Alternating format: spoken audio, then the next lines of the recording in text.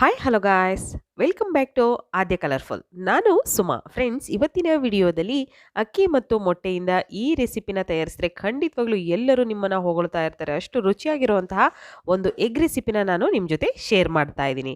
So ಈ egg rice ಮಾಡೋದಕ್ಕೆ ಇಲ್ಲಿ ಮೊದಲನೇದಾಗಿ ಒಂದು ಪ್ಯಾನಿಗೆ ಒಂದು 2 ಟೇಬಲ್ ಸ್ಪೂನ್ ಆಗುವಷ್ಟು ತುಪ್ಪನ ಹಾಕ್ಕೊಂಡಿದ್ದೀನಿ. ತುಪ್ಪ ಸ್ವಲ್ಪ ಕರಗದ ನಂತರ ನಾವು ಇವಾಗ ಇದಕ್ಕೆ ಕೆಲವೊಂದು ಸ್ಪೈಸಸ್ನ ಹಾಕ್ಕೊಳ್ಳೋಣ. ಏಲಕ್ಕಿ ಮತ್ತು ಸೋಂಪು, ಚಕ್ಕೆ, ಲವಂಗ, ಮೆಣಸು ಇಷ್ಟನ್ನು ಕೂಡ ನಾನು ಹಾಕ್ಕೋತಾ ಇದ್ದೀನಿ.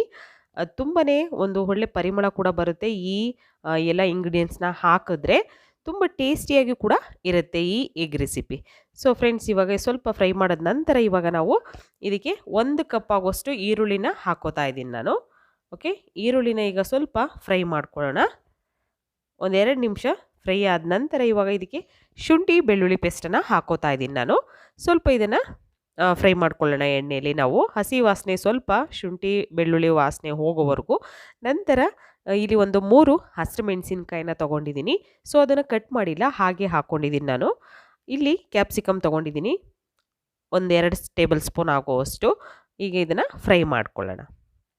ಫ್ರೆಂಡ್ಸ್, ನಿಮಗೆಲ್ಲರಿಗೂ ನನ್ನ ವಿಡಿಯೋ ಇಷ್ಟ ಆಗಿದ್ರೆ ಪ್ಲೀಸ್ ನನ್ನ ಚಾನಲ್ನ ಸಬ್ಸ್ಕ್ರೈಬ್ ಮಾಡ್ಕೊಳ್ಳಿ ಫ್ರೆಂಡ್ಸ್. ಹಾಗೆ ಲೈಕ್ ಮಾಡಿ ಮತ್ತು ಶೇರ್ ಮಾಡಿ. ಓಕೆ, ಸೊ ಈಗ ಇದಕ್ಕೆ ಟೊಮ್ಯಾಟೊನ ಹಾಕೋತಾ ಇದ್ದೀನಿ.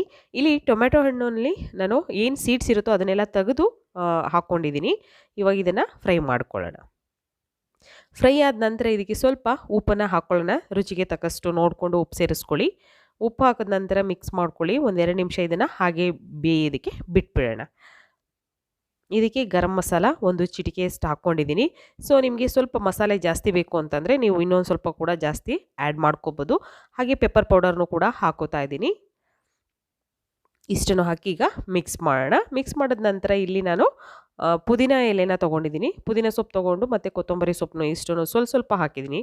1 ಟೇಬಲ್ ಸ್ಪೂನ್ ಆದರೆ ಸಾಕು, ಜಾಸ್ತಿ ಬೇಡ. ಓಕೆ, ತುಂಬ ಯುನೀಕ್ ಆಗಿರೋಂಥ ಒಂದು ಎಗ್ ರೈಸ್ ರೆಸಿಪಿ ಇದು. ಸೊ ಖಂಡಿತವಾಗ್ಲೂ ಒಂದ್ಸಲ ಟ್ರೈ ಮಾಡಿ, ನಿಮಗೆಲ್ಲರಿಗೂ ಕೂಡ ತುಂಬ ಇಷ್ಟ ಆಗುತ್ತೆ. ಇದಕ್ಕೆ ನಾನು 2 ಕಪ್ ಆಗೋಷ್ಟು ನೀರನ್ನು ಹಾಕ್ಕೋತಾ ಇದ್ದೀನಿ.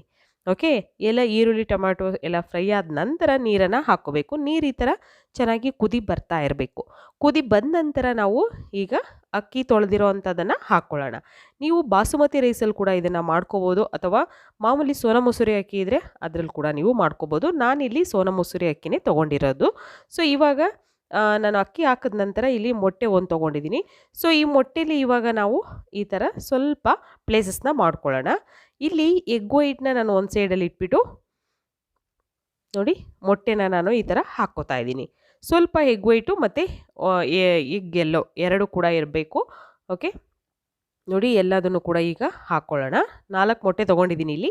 ಸೊ ನಿಮಗೆ ಇನ್ನೂ ಸ್ವಲ್ಪ ಬೇಕು, ಜಾಸ್ತಿ ಮೊಟ್ಟೆಗಳನ್ನು ಹಾಕ್ಕೋತೀರಾ ಅಂದರೆ ಖಂಡಿತ ನೀವು ಉಪಯೋಗಿಸ್ಬೋದು. ಚೆನ್ನಾಗಿ ಇವಾಗ ಕುದಿ ಬರ್ತಾ ಇದೆ ಮೊಟ್ಟೆ ಹಾಕಿದ ನಂತರ.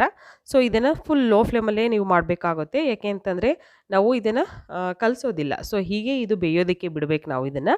ಒಂಥರ ತುಂಬ ಚೆನ್ನಾಗಿರುತ್ತೆ, ಟೇಸ್ಟು ಸೂಪರಾಗಿರುತ್ತೆ ಫ್ರೆಂಡ್ಸ್. ಇದಕ್ಕೆ ಸ್ವಲ್ಪ ನಾನು ಖಾರ ಬೇಕು ಅಂತ ಹೇಳಿ ಖಾರದ ಪುಡಿನ ಹಾಕ್ಕೋತಾ ಇದ್ದೀನಿ. ಸೊ ನಿಮಗೆ ಖಾರ ಬೇಡ, ಇದೇ ಸ್ಪೈಸಸ್ ಹಾಕಿರೋದೇ ಸಾಕು ಅನ್ನೋದಾದರೆ ಅಷ್ಟಕ್ಕೆ ನೀವು ಮಾಡ್ಕೋಬೋದು. ಸ್ವಲ್ಪ ಖಾರವಾಗಿ ಬೇಕು ಅಂದರೆ ಸ್ವಲ್ಪ ಖಾರದ ಪುಡಿನ ಹಾಕ್ಕೊಳ್ಳಿ. ಮತ್ತು ಸ್ವಲ್ಪ ಲೆಮನ್ ಜ್ಯೂಸನ್ನ ಹಾಕ್ಕೋತಾ ಇದ್ದೀನಿ ನಾನು. ಇಷ್ಟನ್ನು ಹಾಕಿ ಈಗ ನಾವು ಲಿಡ್ ಕ್ಲೋಸ್ ಮಾಡೋಣ. ಇದನ್ನು ಮುಚ್ಚಿ ಒಂದು 5 ನಿಮಿಷ ಇದನ್ನು ಲೋ ಫ್ಲೇಮಲ್ಲೇ ಬೇಯೋದಕ್ಕೆ ಬಿಡೋಣ. ಸೊ ನೋಡ್ಬೋದು ನೀವು ಇವಾಗ ಎಷ್ಟು ಚೆನ್ನಾಗಾಗಿದೆ ಅಂತ. ಸೊ ತಳ ಕೂಡ ಹಿಡ್ದಿಲ್ಲ, ನಾನು ಅದನ್ನು ಕೂಡ ತೋರಿಸ್ತೀನಿ. ಮತ್ತು ನೀರು ಕೂಡ ಇಲ್ಲ, ಎಲ್ಲ ಫುಲ್ ಡ್ರೈ ಆಗಿದೆ, ಕರೆಕ್ಟಾಗಿ ಆಗಿದೆ. 1 ಕಪ್ ಅಕ್ಕಿಗೆ ನಾನು ಇಲ್ಲಿ 2 ಕಪ್ ನೀರನ್ನು ಹಾಕ್ಕೋತಾ ಇದ್ದೀನಿ. ಸೊ ನೋಡಿ, ತುಂಬ ಈಸಿಯಾಗಿ ನಾವು ಎಗ್ ಫ್ರೈಡ್ ರೈಸ್ನ ಮನೆಯಲ್ಲಿ ಹೇಗೆ ಮಾಡ್ಕೊಳ್ಳೋದು ಅಂತ ತಿಳಿಸ್ಕೊಟ್ಟಿದ್ದೀನಿ.